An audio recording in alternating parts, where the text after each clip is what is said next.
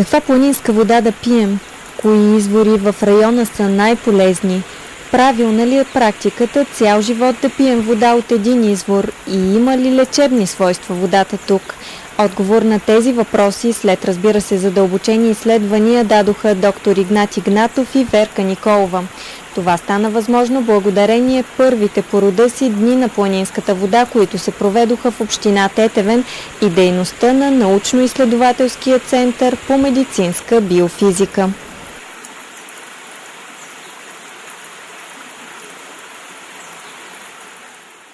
Дните на планинската вода и лечебния туризъм са в резултат на 10 годишни усилия на община Тетевен и научно-изследователски център по медицинска биофизика. Една от основните направления, по които работи научно-изследователския център по медицинска биофизика, е изследването на вода. И ние достигнахме значими резултати в това направление. Съответно, имаме сериозно име в международното пространство, което вече даде свободата да се организира събитието или, както отбелязва един от водещите руски сайтове, събитието и за пръв път в света. Дни на планинските вода до този момент няма аналог. В рамките на тези дни на планинската вода всъщност бяха изследвани извори, на които е богата нашата планина тук в района. Какво установихте и колко всъщност бяха изворите, как се насочихте към тях? Значи идеята за изследване на изворите като част от дните е на Галя Любомирова. И ние искаме да изразим благодарност изцяло на община Тетевен, на кабелна телевизия Тетевен, която отразяваше събитията. Те са публично разгласени чрез Дарик радио, водещи български информационни агенции, БГНС, също във водещи сайтове в цял свят. Ето, по-късно ще покажем швейцарско издание в тази насока. Госпожа Николова ще разкаже за нашите международни прояви, свързани за Дни на планинската вода, но конкретно искам да изразя благодарност на инженер Зоя Петрова, директор на Горския техникум. Децата участваха активно в програмата. На гимназията Георги Бенковски, тогава директор Цецка Димитрова и по-настоящен Маринела Маркова.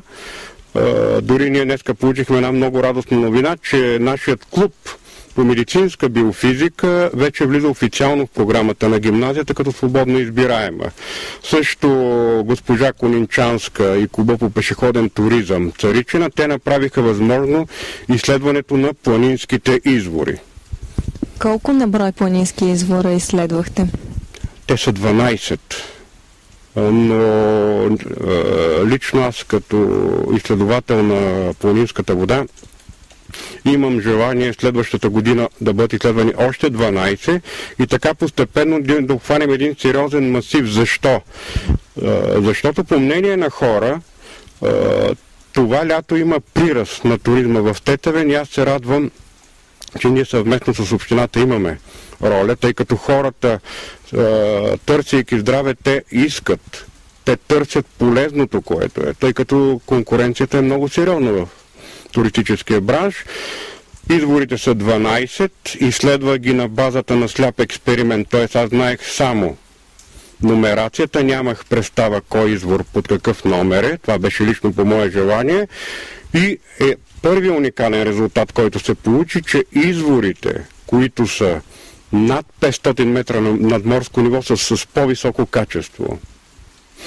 Те са разделени на 3 групи и може би, не може би, а както когато науката говори, слуховете спират.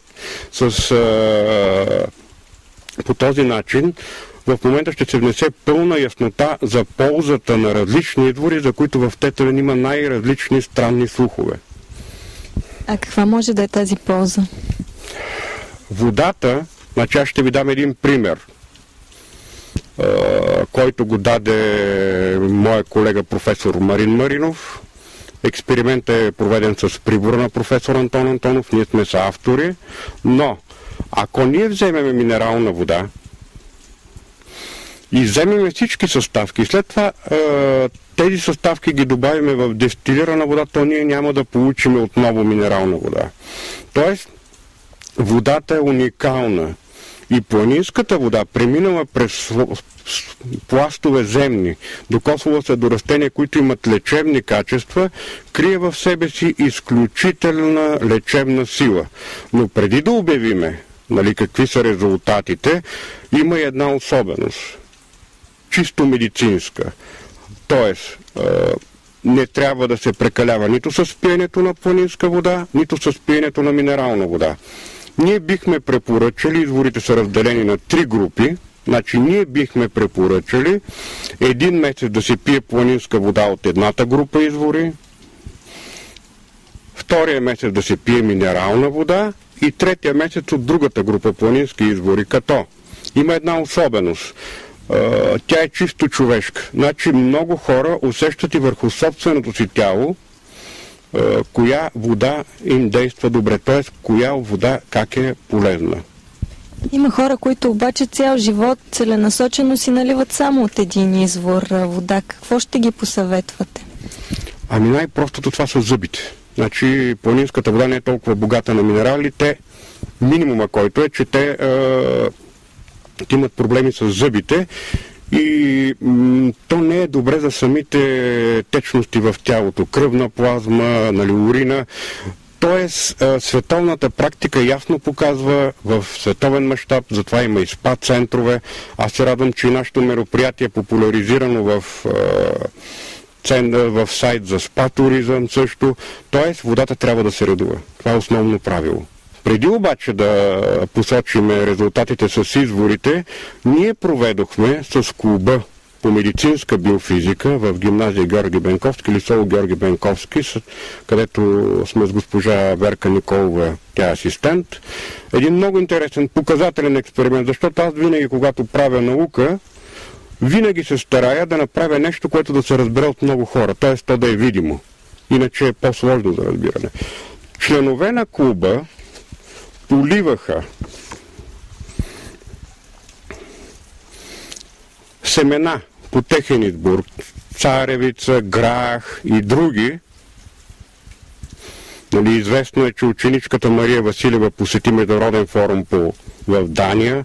Детето, което победи това е първият тест, в един от тези 3 теста, в 3-те теста по-точно, ще пътува на медицински конгрес в Хановер до година през юни месец, но какво те направиха?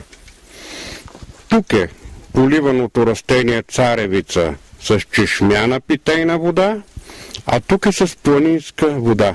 Разликата в растежа е абсолютно очевидна. Тоест, планинската вода е твърдо по-полезна.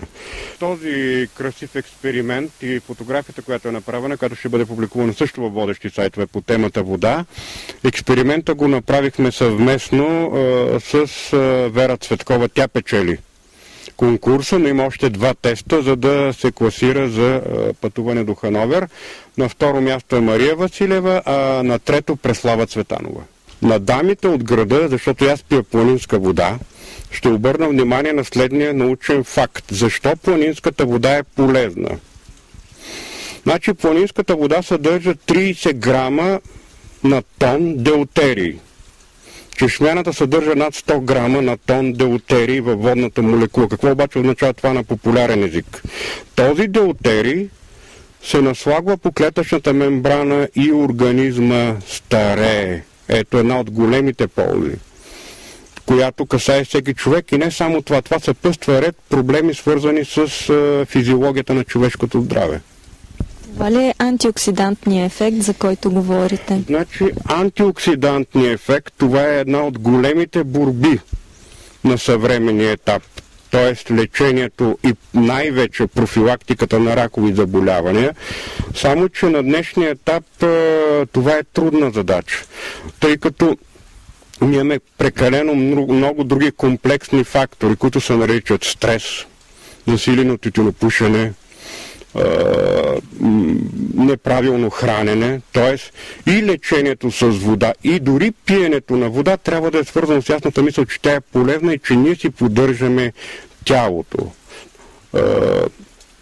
Значи антиоксидантният ефект конкретно при планинската вода е на молекулярно ниво, на най-дълбокото ниво, и там с тази вода се стабилизират връзките между водни молекули, които са профилактика, които са полезни. Но разбирате, че един човек, ако пие планинска вода, пък пуши по 2 кутии цигари на ден, той спада в рискова ситуация.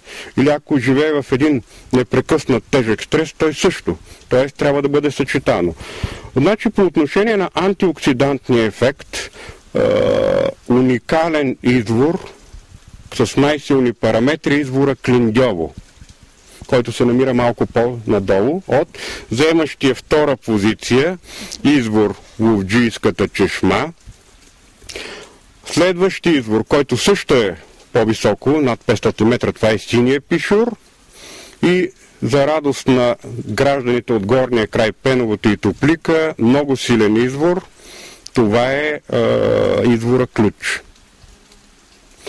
В тази група попадат Момина въздишка и сондата, но те нямат чак параметрите на изказаните извори. По отношение на много интересни ефекти, релаксиращ ефект върху нервната система. Какво ще каже това? Тоест водата има такава структура, че тя по-добре преминава в нервната тъкан, което означава, че не се получава затруднение в самата трофика, в самата физиология на нервната тъкан и въобще на мозъка най-вече.